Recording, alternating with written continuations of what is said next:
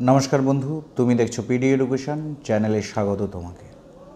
আজ আমরা এই ভিডিওয়ে আলোচনা করব ইতিহাসের কয়েকটি গুরুত্বপূর্ণ বিষয় সম্পর্কে। তার কারণ কি, ডব্লিউবিসিএস প্রিলিমিনারি পরীক্ষার আর খুব বেশি দিন নেই। সামনের মাসেই ডব্লিউবিসিএস প্রিলিমিনারি পরীক্ষা। ডেট পেছোবে কি পেছোবে না এ বিষয় নিয়ে খুব একটা বেশি চিন্তিত হওয়ার দরকার নেই। তোমরা যেমন করে প্রস্তুতি নিচ্ছিলে তেমনি করেই প্রস্তুতি নাও।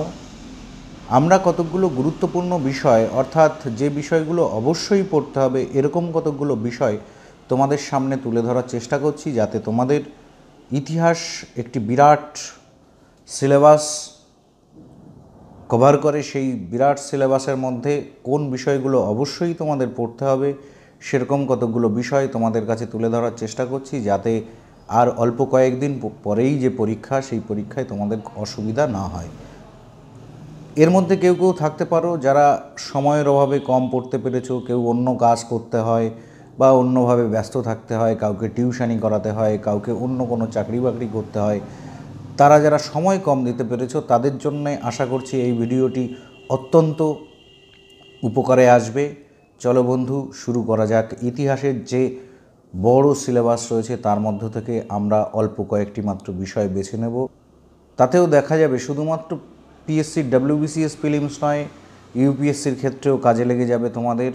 তো তোমাদের জন্য যে বিষয়গুলো আমরা তুলেছি, অ্যানশিয়েন্ট হিস্ট্রি থেকে কী কী বিষয়ের উপরে প্রিভিয়াস 10 ইয়ার্সে যে কোশ্চেনগুলো এসেছে, সেই কোশ্চেনগুলো দেখবার পরে কোথার থেকে কোন চ্যাপ্টার থেকে এই প্রিভিয়াস ইয়ার্সগুলোতে কোশ্চেন করা হয়েছে এবং পরবর্তীকালে কোন কোন বিষয়ের উপর এখন জোর দেওয়া হচ্ছে, সেই সমস্ত দিকে নজর দিয়ে আমরা এই চ্যাপ্টারগুলোকে সিলেক্ট করেছি। আশা করছি তোমাদের কাজে লাগবে।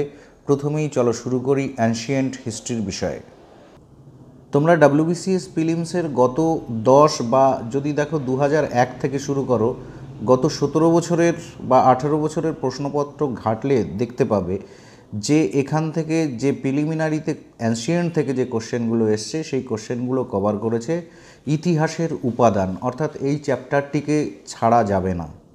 ইতিহাসের উপাদান থেকে কয়েন্স, বুকস ইত্যাদি বিষয়গুলো সম্পর্কে আমাদের যথেষ্ট ভালোভাবে পড়তে হবে। তার কারণ তোমরা কোশ্চেনগুলো খুঁটিয়ে দেখলে বুঝতে পারবে এখান থেকে প্রচুর কোশ্চেন প্রিলিমসে গত 17-18 বছরে এসছে, এবারও আসবে এই আশা করা যায়।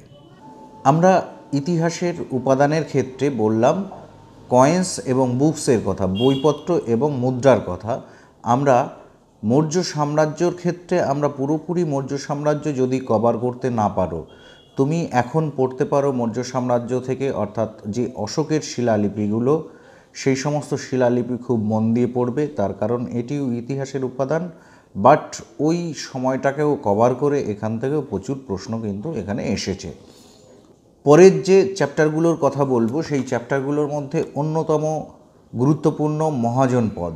মহাজনপদগুলোতে কিন্তু অসংখ্য ছোট ছোট প্রশ্ন আমাদের করতে হয়, তৈরি হতে হয়, কেননা এখান থেকে প্রচুর কোশ্চেন আসে। যেমন মহাজনপদের এমন কোনো এক মহাজনপদের নাম করো যেটি দক্ষিণ ভারতে অবস্থিত ছিল, এমন কোনো মহাজনপদের নাম করো যে মহাজনপদ ওই ব্যক্তির সমসাময়িক ছিল, ওই শাসকের সমসাময়িক ছিল। এরকম বিভিন্ন বিষয়ে মহাজনপদে কিন্তু অসংখ্য তথ্য রয়েছে। সেই তথ্যগুলো কিন্তু তোমরা ডিটেলসে একটু পড়াশুনো করে নিলে সুবিধা হবে। মহাজনপদের উপরে কিন্তু আমাদের চ্যানেলে অলরেডি একটি ভিডিও রয়েছে, সেটাও তোমরা দেখতে পারো। তার লিঙ্ক আমরা এই ভিডিও ডেসক্রিপশানে দিয়ে দেব। ওটি অনেক দিন আগের ভিডিও, সেখানে কিছুটা নয়েজ প্রবলেম থাকতে পারে বন্ধু, তবুও তোমরা দেখলে আশা করছি যে তথ্য সেখানে দেওয়া রয়েছে সেখান থেকে যথেষ্ট উপকৃত হবে।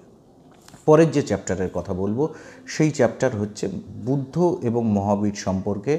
পুরো শর্ট নোট করে খাতায় নিজেরা লিখে তৈরি করো। এদের সম্পর্কে যে ডেটাগুলো আছে, যে তথ্যগুলো আছে, এগুলো যেন কোনোভাবেই মিস না হয়ে যায়।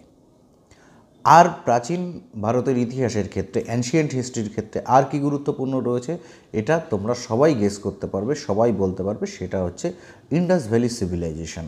ইন্ডাস ভ্যালি সিভিলাইজেশানে যদি প্রিলিমসের জন্য ডিটেলসে পড়াশোনা না করতে পারো, একটি খাতায় সমস্ত সাইটগুলোর নাম লিখে নাও, সেই সাইটসগুলো সম্পর্কে যে তথ্যগুলো রয়েছে সেই তথ্যগুলো কিন্তু যেমন করে মহাজন পদগুলোর কথা বললাম তেমনিভাবে ডিটেলসে খুঁটিয়ে খুঁটিয়ে সেই তথ্যগুলো লিখে রাখো, তাহলে কিন্তু অ্যানশিয়েন্ট হিস্ট্রি থেকে কেল্লাফতে হয়ে যাবে বলে মনে করা হয়। প্রিভিয়াস ইয়ার্সের কোশ্চেনগুলো দেখলে বোঝা যাবে যে গত কয়েক বছরে যে WBCS প্রিলিমসের প্রশ্ন আসার প্রবণতা দেখা দিয়েছে, সেই প্রবণতা অনুযায়ী কিন্তু অ্যানশিয়েন্ট হিস্ট্রিতে যে চ্যাপ্টারগুলোর কথা বললাম সেই চ্যাপ্টারগুলো পড়লে কিন্তু মোটামুটিভাবে কভার করতে পারবে। অবশ্য এই ধরনের পরীক্ষাগুলো সাজেশান ভিত্তিক পড়ে কোনো কাজ হয় না, এটা আমি বহুবার বলেছি। তোমাদের এই ভিডিওটা তোমাদের কাছে তুলে ধরার অর্থ হচ্ছে যারা সময় কম দিতে পেরেছ অন্তত প্রিলিমস পাস করে যাওয়া যাবে সেইটুকু, যেটুকু পড়লে সেইটুকুর জন্য আমরা এই ভিডিওটি তোমাদের উপকারের উদ্দেশ্যে তুলে ধরছি।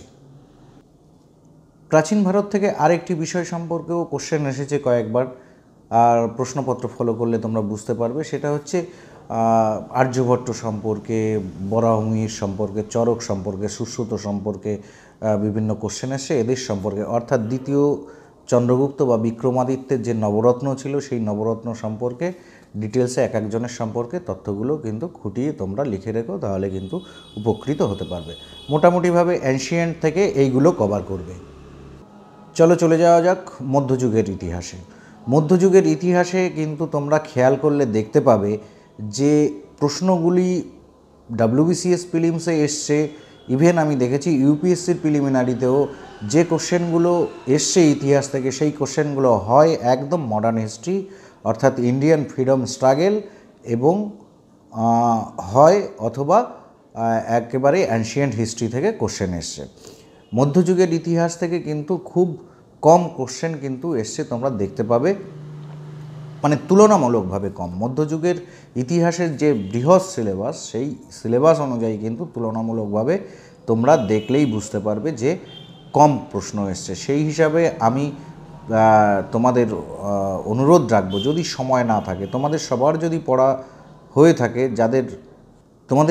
যাদের খুব ভালো করে প্রস্তুতি নেওয়া রয়েছে তারা রিভিশন দিলেই চলবে, আর যারা সব পুরোপুরি পড়েছো তারাও যদি রিভিশনের ক্ষেত্রে সময় কম পাও এই বিষয়গুলো দেখলেই চলবে। মধ্যযুগের থেকেও এরকম কয়েকটি চ্যাপ্টার আমি বলে দিচ্ছি, সেই চ্যাপ্টারগুলোতে কিন্তু বেশি ফোকাস করা হয়েছে গত কয়েক বছরের প্রশ্নে। সেই চ্যাপ্টারগুলো কি কি হতে পারে, যেমন যদি তোমাকে ধরি মুঘল যুগ থেকে কিন্তু পুরো মুঘল যুগ তেমনভাবে পড়বার দরকার নেই।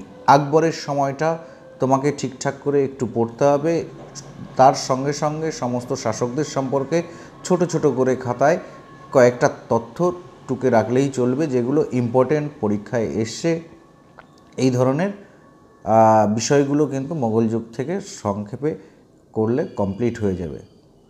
মধ্যযুগ থেকে যেমন উদাহরণ দিয়ে বলা যায় যে ধরে নাও মোগল যুগ বৃহত্তর সিলেবাস, অনেক বড় সিলেবাস, অনেক ডিটেলসে বর্ণনা করা রয়েছে, কিন্তু প্রশ্ন সেখান থেকে কিন্তু খুব কম আসে।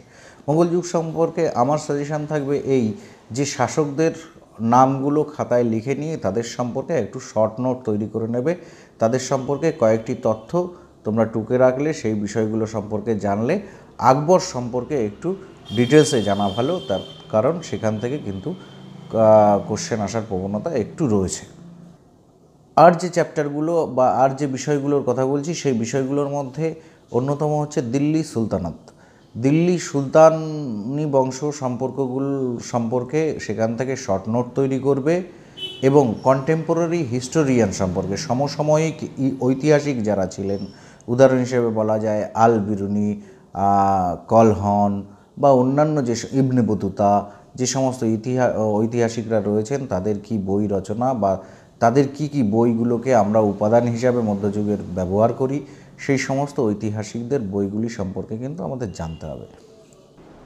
মধ্যযুগ থেকে আজ যে দুটি চ্যাপ্টারের কথা বলবো আমি, সেই দুটি চ্যাপ্টারের মধ্যে একটি হচ্ছে চোল, বিজয়নগর এবং মারাঠা সাম্রাজ্য সম্পর্কে একটু ডিটেলসে পড়াশুনো করবে, আর যে সমস্ত রাজ্যগুলি এই সঙ্গে সঙ্গে প্রতিষ্ঠা পাওয়ার চেষ্টা করেছিল, সাম্রাজ্য বিস্তারের চেষ্টা করেছিল, সেই সম্পর্কে অল্প বিস্তর তথ্য। আর যে বিষয়টি আমি মধ্যযুগ থেকে বলছি সেই বিষয়টি হচ্ছে দেখবে সুফি মুভমেন্ট, ভক্তি মুভমেন্ট, এই সমস্ত বিষয়ে কিন্তু কোশ্চেন আসার প্রবণতা রয়েছে প্রিলিমসে। তো এই বিষয়গুলোর থেকে একটু জেনে রাখবে, তাহলে কিন্তু মধ্যযুগও কমপ্লিট হয়ে গেল তোমার। এতক্ষণ আমরা যে বিষয়গুলো সম্পর্কে আলোচনা করলাম সেই বিষয়গুলো পড়লে কিন্তু যে 25 মার্কস আসে অ্যানশিয়েন্ট এবং মধ্যযুগের ইতিহাস থেকে প্রশ্ন, সেই 25 মার্কস কিন্তু মোটামুটিভাবে সামলানো যাবে বলে মনে করছি। আর এই চ্যাপ্টারগুলো ডেসক্রিপশানে ডিটেলসে 1, 2, 3 পর করে আমি লিখে দিচ্ছি, তোমরা সেখান থেকে দেখে নেবে। আর এই বিষয়গুলো রিভিশন দেওয়ার সময় তোমরা সবাই রিভিশন দেবে, পরীক্ষায় সাফল্য অর্জন করবে এই আশা রাখছি। আর যারা সময় কম দিতে পেরেছো তাদের উদ্দেশ্যে বলছি, ভাই তা মন খারাপের কিছুই নেই। তোমরা যদি এই ইতিহাসকে কভার করতে চাও, এই চ্যাপ্টারগুলো একটু দেখে নাও, তাহলেও আশা করছি মোটামুটিভাবে প্রিলি পাস করবার জন্য, এই পরীক্ষাটি উত্তীর্ণর জন্য মোটামুটিভাবে তুমি তৈরি হয়ে যেতে পারবে।